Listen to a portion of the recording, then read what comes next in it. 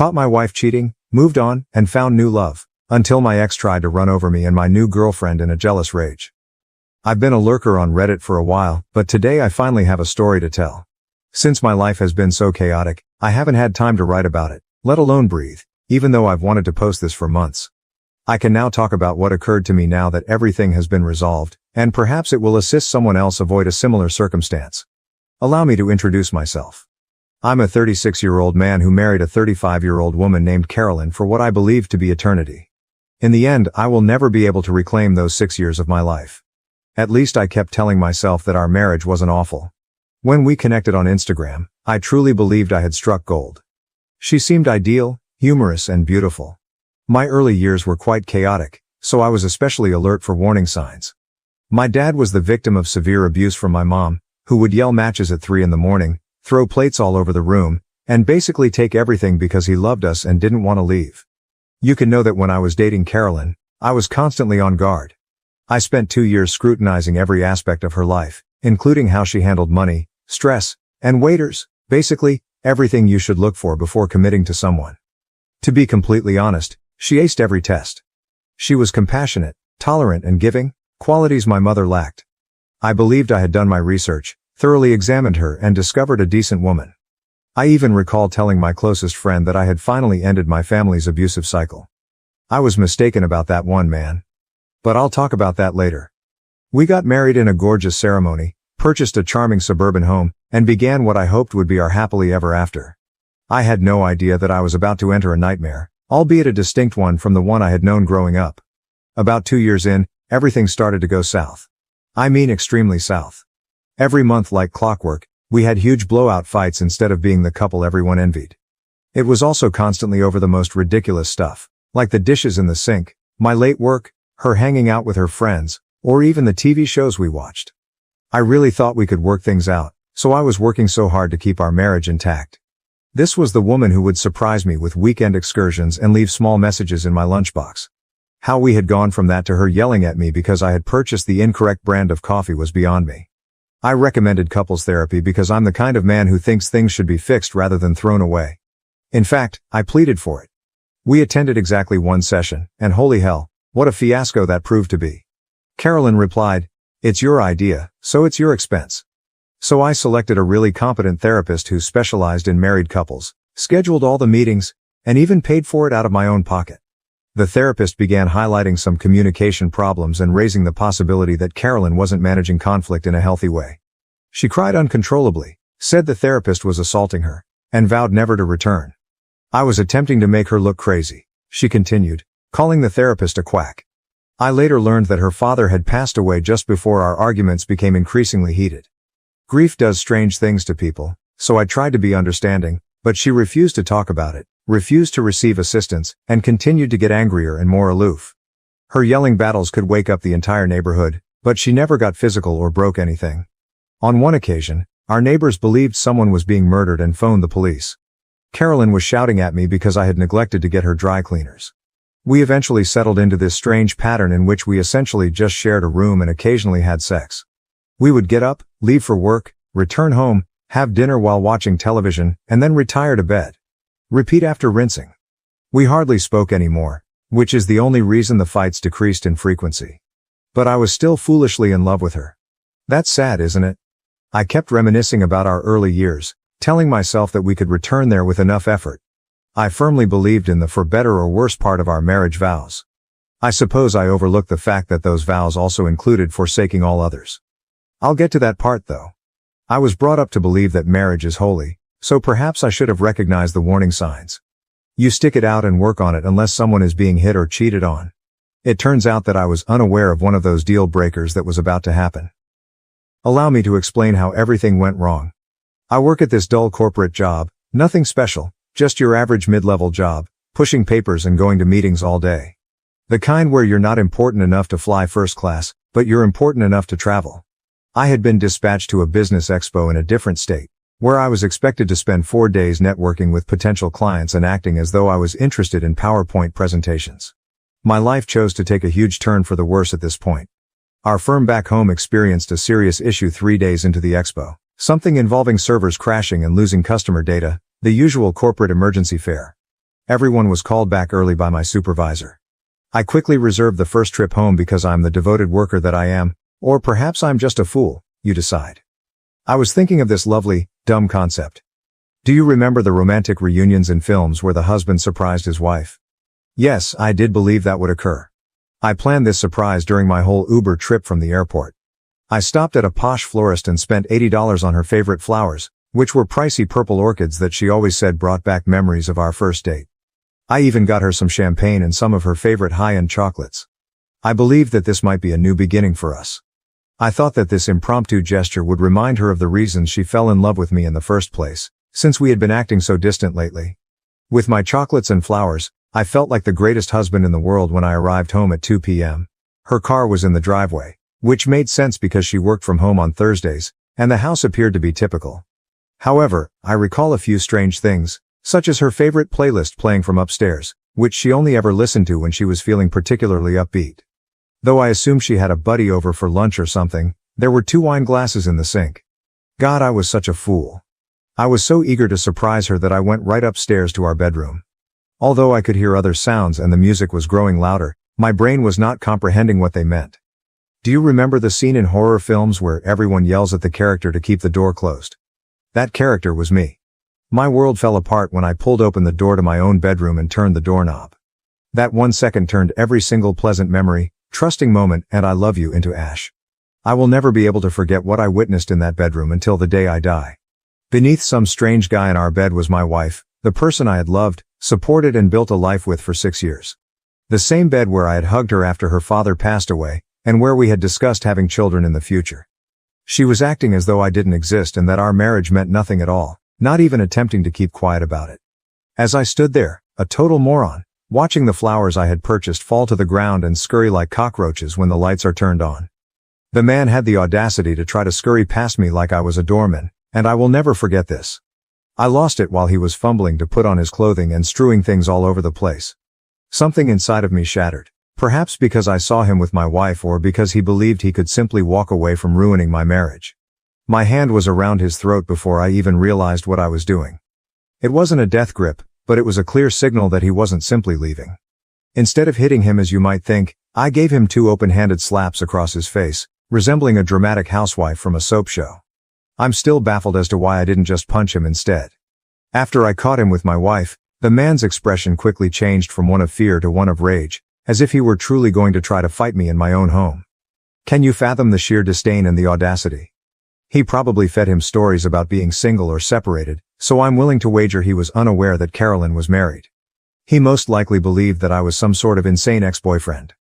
I released him before the situation worsened, not because I was afraid, but because I immediately saw that this pitiful excuse of a man wasn't worth being charged with assault. It wasn't he who promised me anything. He didn't make a vow to love and care for me till the day we die. He was just another man who was unable to control himself. The true traitor was still in that bedroom, most likely considering how to deceive her way out of this situation. My entire body trembled as I turned back to Carolyn. The lady I had dedicated my entire life to for 6 years was there, fumbling with her bra as if it were a trivial annoyance. The purple orchids I had purchased were all over the floor, most likely crushed beneath the man's running feet. She said the mirror had better lighting, so I hung it up for her last Christmas, and I just stood there watching her get ready in it. She was also taking her sweet time, as if she hadn't just ruined our entire marriage. She was avoiding my gaze in the mirror, straightening her hair nonchalantly, and behaving as though she hadn't just ruined everything we had worked so hard to create. You want to know what this woman had the audacity to say to me after I literally caught her cheating? As if I were a door-to-door salesperson who had disturbed her day, she gave me this irritated look and asked, "Why are you even back?" Nada, I'm sorry. I can explain, or any of that nonsense about fundamental human decency. The fact that I came home early and caught her cheating, in our bed, in the house we bought together, the house where I paid the majority of the mortgage, actually annoyed her. Never in my life have I wanted to strike someone so much. In reality, my hand was twitching as I recalled how satisfying it was to slap her affair partner, but I just stood there, immobilized, while she had the audacity to mutter under her breath, "You weren't supposed to be back." As if I were to blame for her early return home or that I should have called ahead to arrange a convenient time to catch her cheating. This woman's sheer outrageousness, 6 years of marriage, and this is what it meant to her. A small hiccup in her fun-filled afternoon. Do you realize what's truly broken? While all of this was going on, I could see our wedding picture on the nightstand. The same bedside table where she had placed the breakfast I had prepared for her the previous weekend. She had been telling me she was too tired for sex in the same room for the previous 3 months, but she obviously had plenty of energy for this stranger. Like a fool, I stood there thinking about all the late nights at work she had told me about, all the girls' nights out, and all the times she had mentioned going to see her mother. What was the duration of this? How many men had shared my bed with me? Carolyn was by no means finished talking, so I was about to find out. Then this woman, this nasty jerk, went totally crazy. As though I had just blown apart our marriage, she began yelling at me. "You weren't expected to return," she screamed, her face turning red and splotchy, just like when we fought. "You are to blame for this. You wouldn't have seen this if you had simply informed me that you were returning home." This woman would have earned an Olympic gold medal for her mental gymnastics. She even had the audacity to accuse me of being the one who discovered her infidelity. "But hold on, things will improve. You declined my request for an open relationship," she screamed, as if it somehow justified her actions. Yes, 6 months prior, she had asked me once in a drunken chat, and I had declined since I was a monogamist. Apparently, that meant she should do it anyhow, in her deranged thinking. "I have necessities," she continued to rant, as if I were a monster for asking my wife to be obedient. She attempted to cheat on me *nicely*, which is really insane. "I tried to do things without hurting you." How thoughtful of her. Something broke inside of me. 6 years of devotion, trust and love were reduced to "I have needs." Every kiss, "I love you," and moment we spent together were all phony. My palm trembling with anger, I took 3 steps across the room. I lifted my fist and grabbed her by the collar of the shirt I had purchased for her birthday last month. She injured me, and I wanted to hurt her too. Anything that matched the agony ripping through my chest was what I wanted her to feel. However, I couldn't do it after seeing the dread in her eyes, real, authentic fear, despite the fact that she had just shattered everything I held dear and had shown me that our entire marriage was a sham. That's not me. I'm not going to be that man. I vowed never to put that expression on anyone's face, and my mom used to stare at my dad with the same terror. So with my hands still clenched but lowered, I moved back and released a go of her shirt. To let her feel even a small portion of my suffering, the dark side of me still wishes I'd given in to that anger. Not because she didn't deserve it, but because I deserved better than to become what I've always feared. I'm glad I didn't. There I was, standing in my own bedroom, looking at this stranger in my wife's face while surrounded by crushed purple flowers. This was how our 6-year marriage ended, with her accusing me of being the one who discovered her infidelity. Standing there now was the woman who used to kiss me goodbye every morning, accusing me of failing to phone ahead to arrange for my discovery of her affair. This woman changed identities faster than a TV station the moment I released her top. She was suddenly no longer afraid. No, in all of this, she was now the victim. "Really? You were going to hit me?" As I turned to leave, she yelled at my back. "This is the precise reason I no longer love you. You're not a man at all." She continued to speak, yelling every possible abuse as she followed me down the corridor. After 6 years of marriage, she was attempting to make me the antagonist in this tale. It was very convenient for her to go from shivering in terror to yelling abuse at the man she had just accused of hitting her. I didn't realize she wanted me to strike her until I spoke with my friend later that evening. "Do you think that's possible?"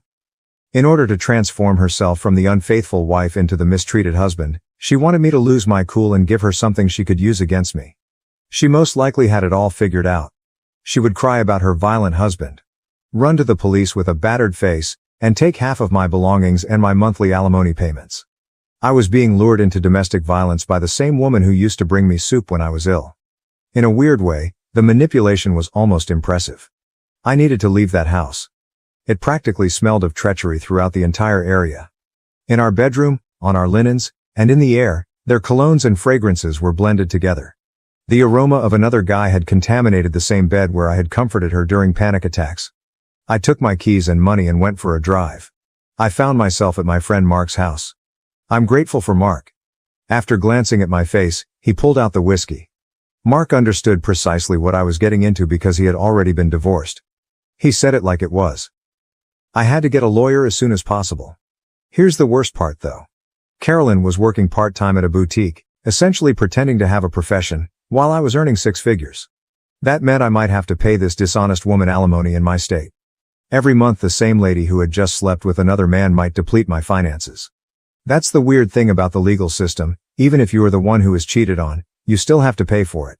However, Mark, being the astute jerk that he is, pointed out that adultery might alter the alimony figures. Keep a record of everything, he advised.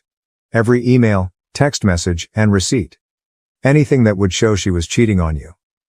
In this program, there is finally some good news. Perhaps I won't have to pay for her affair partner's dates after all. My mind was still racing. I had been a contented husband and father organizing a surprise for my wife just that morning. I was now sitting in my friend's living room, searching for divorce attorneys on Google while attempting to keep my stomach from turning up whenever I thought about what I had just entered. I had no intention of attempting to mend our relationship in any way. I could be foolish enough to purchase pricey flowers for a wife who cheats, but I'm not foolish enough to overlook it. My phone started exploding when I was sitting at Mark's apartment, trying to take it all in. Carolyn allegedly made the decision to try to tear me down via text messaging because she couldn't control me in person. And holy, the things this woman sent me are unbelievable. Just last week, this woman texted me "I love you," with adorable little heart emojis. She was now providing me in-depth analyses that contrasted her affair partner's manhood with mine.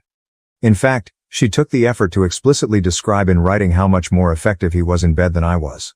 How I could never please her the way he could. How she had spent years pretending to be with me. Like she was writing a Yelp review for a lousy restaurant, she gave me an entire stinking novel detailing all of my sexual shortcomings, along with performance assessments and size measurements. After I caught her cheating in our own bed, she even had the audacity to tell me that her boyfriend had ruined her for other men, as if I would want her back. The best thing though. She was furious that I had destroyed her good thing. Do you think that's possible? As if I should have given them solitude or something, she was upset with me for interfering with her affair. She accused me of being selfish since I had ruined her chance at true happiness by returning home early without telling her. This woman was performing mental acrobatics that would have pleased Olympic judges. I'm glad Mark was there because he told me right away to take screenshots of everything. He kept shouting, "Document, document, document." And he was absolutely correct. I saw those tiny message bubbles begin to go away, one by one, not even a minute after she had finished her big tirade about her fantastic affair partner and my alleged flaws. I suppose she finally understood that when your husband earns 3 times as much as you do and a divorce is imminent, it might not be the best idea to write down your admission of infidelity. She resorted to using the same old slurs after erasing all the proof of her affair. She called me all the names in the book, but she made sure to keep her afternoon actions out of the conversation. The speed at which she shifted from boasting about her affair to acting as though it never happened was actually rather astounding. It was like witnessing someone attempt to remove evidence from a murder scene as those texts vanished in real time. Unfortunately, she was unaware that I had screenshots of every single item. She may have erased the texts, but she was unable to erase the truth or the images of them that were now securely saved in the camera roll of my phone, ready to prove to a divorce judge why I shouldn't be required to pay this lady any alimony at all. That evening, Mark proved to be a wealth of information regarding divorce. He guided me through every step I needed to take, from gathering proof to protecting my financial accounts, in between shots of whiskey. That night, I hardly slept at all, just mentally reliving everything while I browsed through my phone's evaluations of divorce attorneys. The 2 weeks that followed were a haze of meetings with various lawyers. Some appeared to have barely passed the legal exam, while others sought retainers that were more expensive than my automobile. Finally, I came across Lucas, who didn't need me to sell a kidney to pay him and who seemed to genuinely care about my issue. Lucas really grinned when I showed him the screenshots of Carolyn's texting tantrum and the photos of the condition of our bedroom. Although he was pragmatic, he acknowledged that we had a strong case to reduce or possibly do away with alimony. He cautioned me that regardless of the reason for the dissolution of the marriage, judges in our state have a tendency to favor the lower-earning spouse. Nevertheless, he pledged to fight for me until the death. To be honest, the first positive development since this horror began was simply having someone knowledgeable and supportive in my corner. Serving Carolyn with divorce papers was the exciting part that followed. Are you curious about what this woman did? For 3 weeks, she avoided the server by altering her schedule, acting as though she wasn't home, and even having her mother inform the server that she had relocated to Florida. She had likely not exercised honestly for months when the server finally caught her leaving a yoga session. She took the entire 30 days permitted by law to reply, even at that point. A move of pure hatred. She was aware that I was paying Lucas by the hour, so she knew precisely what she was doing, dragging everything out as long as possible. And Carolyn became the queen of petty once the proceedings really got underway. She claimed she couldn't locate bank statements that I knew she had, forgot to bring necessary paperwork to meetings, was late for every appointment and insisted on thorough inventory of every item in the house, down to the last spoon. These absurd settlement offers kept coming in from her lawyer. In addition to wanting my 401k and the house, she also wanted alimony. This woman, whom I found cheating on, asked for half of my retirement funds, which was really outrageous. The most annoying aspect? She was still seeing her affair partner, and we had been apart for months by this time. Yes, mutual friends told me about that. She is trying to make my life as unpleasant as possible while living her best life. She would abruptly alter her mind or make new demands whenever we were on the verge of reaching an agreement. She seemed to take sick joy in seeing me squander money on legal bills. I could almost hear her giggling all the way to her boyfriend's bedroom whenever Lucas had to answer one of her absurd proposals. I attempted to re-enter the dating scene while Carolyn was working tirelessly to prolong the divorce and deplete my finances. I went through a phase of hooking up with random women from dating apps, which isn't my proudest moment. Downloaded Bumble, Tinder, and other apps. I tried to persuade myself that this was what it meant to move on by having a few one-night stands. However, each subsequent morning felt worse than the one before. Every pointless hookup served as a reminder to me of why I had declined Carolyn's proposal of an open relationship. That way of life simply wasn't for me. I've always been the kind of guy who wants to have a genuine connection, exchange inside jokes, and wake up next to the same person every morning. I felt empty inside from the whole casual sex situation, as if I were attempting to fill a hole with the wrong form. Other than job, divorce paperwork, and failed hookups, I needed something to keep my mind busy. I used to read a lot, like stay up all night to complete a book, until Carolyn came along and life became hectic with 60-hour work weeks and monthly shouting bouts. I therefore chose to go to this small independent bookstore downtown one Saturday rather than browsing through dating apps or monitoring the emails of my lawyer. Cats napping in the windows, creaking wooden floorboards, and that wonderful old book smell, you know the kind. I felt totally disoriented as I stood in the sci-fi area because, obviously, the entire genre had changed while I was occupied with preserving my marriage. I'm referring to these big novels, series that were maybe 15 books long, and titles that I couldn't even pronounce. This woman next to me actually laughed. Not in a nasty way, just this gentle, delighted sound, which must have made me appear very pitiful, just staring at the shelves with this perplexed expression on my face. When I turned to face her, she simply smiled and asked if I needed assistance while holding this enormous book that might have been used as a weapon. I told her that I didn't know where to begin, but I was searching for some decent science fiction. The next thing I knew, she was teaching me the basics of contemporary science fiction while we sat in these comfortable seats in the corner. She was also quite enthusiastic about it. When she talked about her favorite novels, her eyes glowed, and she had the cute habit of tucking her hair behind her ear when she was thrilled about a series. A brief book recommendation evolved into a 2-hour discussion covering everything from contemporary space operas to classic Asimov. I told her about my old college faves, and she told me about a parallel universe series she enjoyed. For the first time in months I had a meaningful conversation free of attorneys, divorce documents, and awkward Tinder pickup lines. I forgot all about Carolyn and the turmoil for those 2 hours. I was just a man discussing books with a stunning woman who genuinely seemed to be listening. I eventually plucked up the confidence to ask for her number after our spontaneous book club meeting. Something about her made me feel like a youngster again. Even though my hands were shaking as I put it in my phone. Pretty pitiful for a 36-year-old man. With her number, her recommendation for the 3 body problem and the first sincere smile I'd felt in months, I left that bookstore. It struck me how different our text exchange that evening seemed from all those pointless Tinder texts as I continued reading it again. Something genuine was there. I knew I had to disclose my ongoing divorce to her on our first actual date. I had mentally practiced this exchange a dozen times, anticipating her to flee when I brought up my insane soon-to-be ex-wife. However, Emma, yes, that is her name, simply took a drink of her wine and replied, "Thank you for being honest. At least you are addressing your baggage, which we all have." As simple as that. No criticism, strange glances, or awkward attempts to divert the conversation. She also made the joke that she wouldn't have to question whether a man she was dating was secretly married if he was going through a divorce. Emma was just the opposite of Carolyn. Emma would explain things gently during conflicts, while Carolyn would yell. Emma freely gave Carolyn the attention she demanded. She showed genuine interest in my work, recalled little details about topics I had brought up weeks prior, and never once made me feel guilty about going through a divorce. I felt heard and seen for the first time in years. The finest aspect. When we first met, I wasn't even trying to find her. In a bookstore, 2 people connected over science fiction without the use of dating apps or friend hookups. This stuff cannot be made up. After 5 months of dating Emma, I was completely smitten. She made me feel comfortable in every way, including sending me book recommendations while I was at work, leaving little notes in the books she lent me, and paying attention when I shared my day. However, Carolyn continued to put up obstacle after obstacle in the divorce process. She would always come up with a new way to drag things out whenever I thought we were almost done. Missing signatures, contested assets, suddenly remembered joint accounts. You name it, she tried everything. Emma was quite patient during this entire ordeal. She never complained about being with a technically married man or put pressure on me regarding the divorce. She would simply support me during the annoying phone conversations with Lucas and reassure me that this would also pass.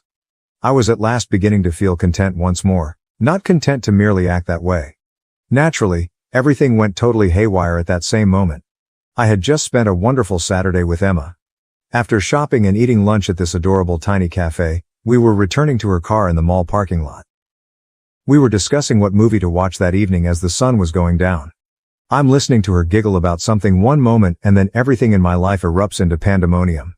This engine screamed like if someone had stepped on the throttle pedal and I heard it before I saw it. As I turned to face the sound, I saw that this car was speeding directly at us, primarily toward Emma. I grabbed her arm out of pure impulse to pull her away, but I wasn't quick enough. Her leg was clipped by the automobile, and I watched in horror as it simply broke. I will never be able to forget the sound of her bone cracking and her scream.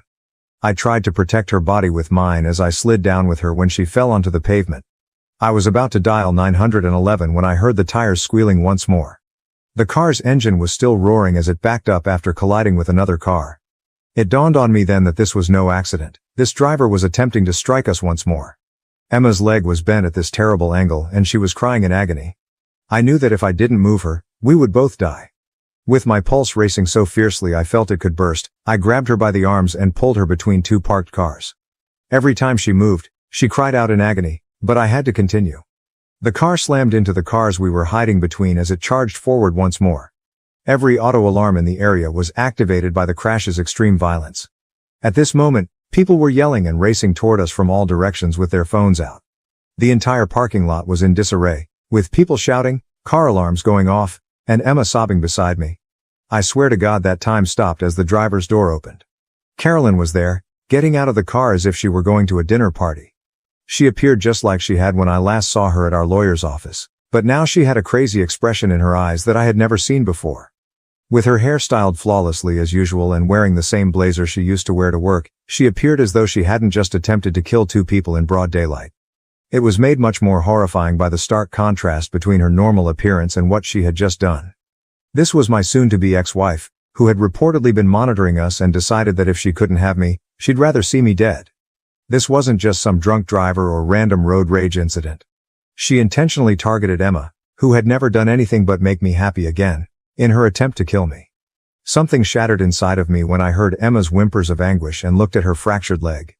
She had recently attempted to murder an innocent lady whose only crime was dating her soon-to-be ex-husband. So this was no longer just about Carolyn and me. Fearful that Carolyn might have a weapon or try to complete what she started, I kept one eye on her while holding Emma close to keep her calm. It was like watching someone change into a monster in front of me when Carolyn got out of that car. I hadn't been married to this woman for 6 years. Even the woman I had caught cheating in our bed wasn't this one. This was something very different, a furious being posing as my ex-wife. I was hit hard by the reality of what had just transpired. In fact, Carolyn had made a deliberate, planned attempt to kill us, not in a moment of rage. She must have followed us, waited for the perfect opportunity, and then made a conscious attempt to run us down in the middle of the day. I honestly believed she was going to try to complete what the car hadn't been able to achieve when she began to approach us, her heels clicking on the pavement like some kind of twisted countdown. Except for her eyes, which were blazing with a fierce hatred I had never witnessed, not even during our most heated arguments, her face was utterly blank. Thankfully, she was seized by a man who looked like a linebacker before she could get to us. Like some furious animal straining against a leash, she continued to try to push forward even after that. While I was attempting to calm Emma and examine her wounds, I couldn't take my eyes off Carolyn. This lady had slept next to me for 6 years, sat across from me at innumerable dinners, and discussed starting a family with me. Now she was here, having just attempted to kill my girlfriend and me in a mall parking lot. My head was spinning from the difference between those two versions of her. When someone you once loved enough to marry tries to kill you, how do you handle it? An ambulance arrived after the police, who were siren blaring. Emma was in excruciating pain as they loaded her into it, but she made an effort to grin at me to reassure me that she was all right. While the officers were handcuffing her, Carolyn lost all mental faculties. "It's only been a year, and you're already walking around with that asterisk," she screamed at the top of her lungs. Everyone around us recoiled at the sheer vitriol in her voice.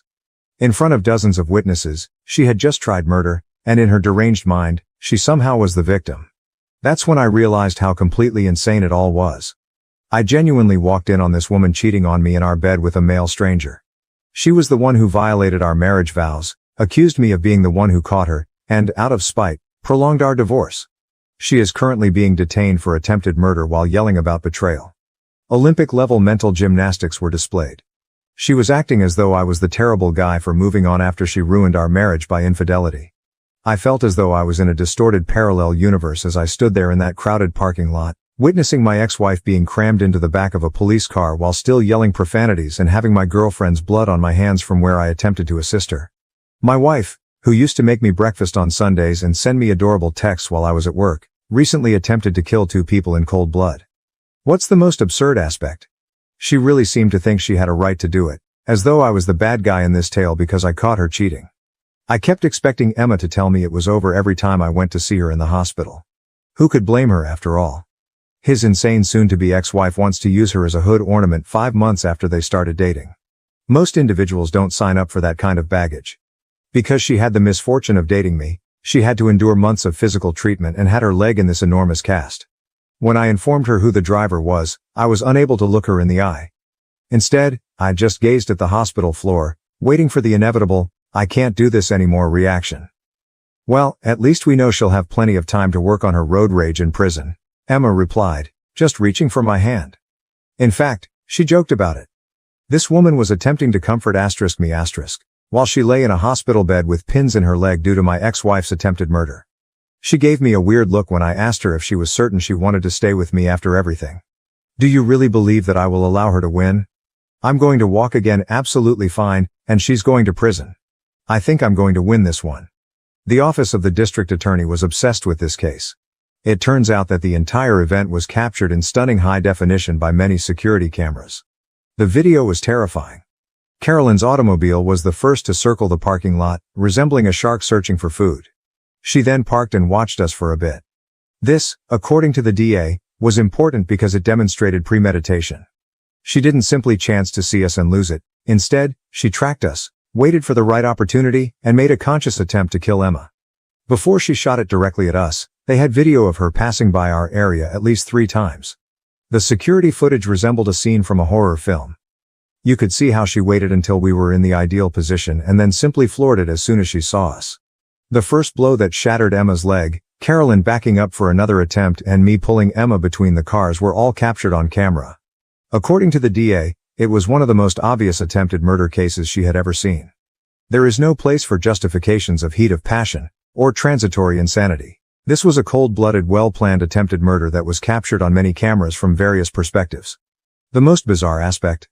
Before attempting to kill us, she can be seen on the video inspecting her makeup in the rear-view mirror. She is not trying to commit double homicide. Rather, she is merely adjusting her lipstick as if she were going to a business meeting. This, according to the prosecutor, was another nail in her coffin because it demonstrated that she was fully conscious of and in charge of her actions. She wasn't a woman who lost her temper out of jealousy. Rather, she meticulously prepared to kill her ex-husband's new lover and meticulously applied cosmetics for her subsequent mugshot. Because, evidently, plotting to kill your ex's new girlfriend is more important than dividing up the china collection, the entire divorce process was put on hold. For months, I alternated between the courthouse, the hospital where Emma was recovering, and my job. Initially, my supervisor was kind, but I could tell his patience was running thin after I had to leave work for legal reasons 10 times. My ex-wife couldn't tolerate the fact that I moved on after she cheated, so I was living in the courthouse, burning through PTO like crazy, and spending hours with prosecutors. The trial itself was akin to witnessing a master lesson in the art of incarceration. Prosecutors have an ever-increasing mound of evidence. First, there were the security cameras, which showed Carolyn attempting to assassinate Emma from 6 distinct perspectives. The parade of witnesses followed, and it appeared like everyone in the parking lot had stayed to testify. This wasn't an accident, according to the stories of the soccer mom who witnessed the entire incident while carrying groceries, the teenager who captured it all on his phone, and the retired police officer who seized Carolyn before she could complete her task. This was an open-air murder attempt. Even though Emma's leg was still in a cast, she looked amazing on the stand. Without crying, she recounted her experience of seeing the automobile approaching, the agony of her leg breaking, and the fear of knowing Carolyn was returning for another attempt. I also had to testify, telling the jury about the threatening texts, the divorce drama, and how I discovered Carolyn cheating. Carolyn sat there the entire time, wiping tissues at her eyes and attempting to look regretful. The jurors saw through it all. The verdict found it guilty on all counts, including reckless endangerment, aggravated assault with a deadly weapon, and attempted murder. However, things became frustrating when the 12-year sentence was announced. She only has that. She was sentenced to 12 years for premeditated attempted murder, but if she behaved well, she may be released much sooner. Her entire, "I'm so sorry, I wasn't thinking clearly," charade was bought off by the judge. She sobbed as she described how she lost control and deeply regretted her actions. As I sit there, I consider how she looked at her makeup before attempting to murder us. I was given the following explanation by the prosecutors. First-time offender, no past record, expressed regret, etc. But really, 12 years? She made a cold-blooded attempt to kill 2 people. She planned it, tracked us, and if the bystander hadn't stopped her, she would have tried a 3rd time. Emma might have passed away. I might have perished. Additionally, if Carolyn behaves well in prison, she might be released in less than 10 years. You can try to kill someone in front of dozens of witnesses and still receive a shorter sentence than a man caught using drugs, which is only one of the peculiarities of the legal system. What really grabbed me though? Carolyn actually had the audacity to turn to us during the sentencing process and apologize, stating that she wasn't herself that day, as if there were ever a time when it was acceptable to try to kill people in a parking lot. Emma refused to give her the satisfaction of an answer, instead just staring her down the entire time. Even though 12 years wasn't what we had hoped for, it was at least 12 years without having to peer over our shoulder in parking lots. It's funny how a judge's viewpoint on alimony can be significantly altered by a murder attempt. Following the criminal trial, the divorce process abruptly became quite straightforward. Carolyn, who looked amazing in her orange jumpsuit, had to attend via video link from prison. The judge quickly put an end to her lawyer's attempt to fight for part of my assets. It turns out that judges don't feel too sorry for spouses who attempt to kill their former partner's new companions. The court isn't in the business of rewarding attempted murderers with alimony, the judge actually stated, and I quote this. She received exactly everything she had before the marriage, her personal belongings, her clothing, and her jail commissary account. Her lawyer's expression was priceless as the judge turned down each and every one of their demands. No claim to the house, no alimony, no portion of my 401k, nothing. She ultimately played herself after spending months dragging out the divorce, making absurd requests, and postponing appointments. She may have gotten anything in the divorce if she hadn't tried to make Emma a speed bump. Rather, she received divorce papers that essentially stated, "You get nothing," and a prison cell. However, I was unable to remain in that flat. Too many memories of that guy walking in on her. They were always there when I walked through the bedroom door. Emma and I discovered this fantastic location nearer to the city center. In fact, it's far nicer than my last apartment, has a great view of the city and, most importantly, the bedroom isn't haunted by the ghost of my cheating ex-wife. Emma is now completely recovered. It's hardly noticeable that her leg was ever fractured. She quips that since it permanently got rid of my psychotic ex, getting struck by a car was completely worth it. Dark humor, but whatever gets you through nearly getting killed is better, isn't it? I occasionally question whether I could have prevented all of this. Perhaps when she began picking fights over nothing, I should have recognized the warning signs. When she declined to continue couples therapy, perhaps I should have fled. To be honest though, insanity doesn't always raise a giant red signal. Sometimes it goes unnoticed until it tries to kill your lover in a parking lot. I can say I'm truly happy now, at least. Since we met through science fiction books and are currently living our own wild story with a happy conclusion, Emma and I are discussing getting married next spring. Carolyn will undoubtedly go eventually, but that is the purpose of restraining orders. In addition, Emma's father, who teaches firearms, ensured that we both obtained concealed carry licenses in case Carolyn decided to attempt for a second round after she leaves. Document everything, be on your watch, and maybe stay away from mall parking lots if you're going through a divorce or have strange ex-partners. Additionally, if you're seeing someone new after a divorce, you might want to investigate their background first, or at the very least, make sure they're not the kind of person who would try to kill someone over a split. Reddit, I appreciate you reading my bizarre tale. I'm interested in reading all of your comments, particularly the ones about cars. I guess your ex-wife really drove that relationship into the ground, Is Emma's personal favorite. Oh, and I still go to the bookshop with Emma. No, we no longer park in that shopping center. Thank you for watching. If you haven't subscribed yet, please do so and hit the notification bell to stay updated with more shocking real-life stories happening around you.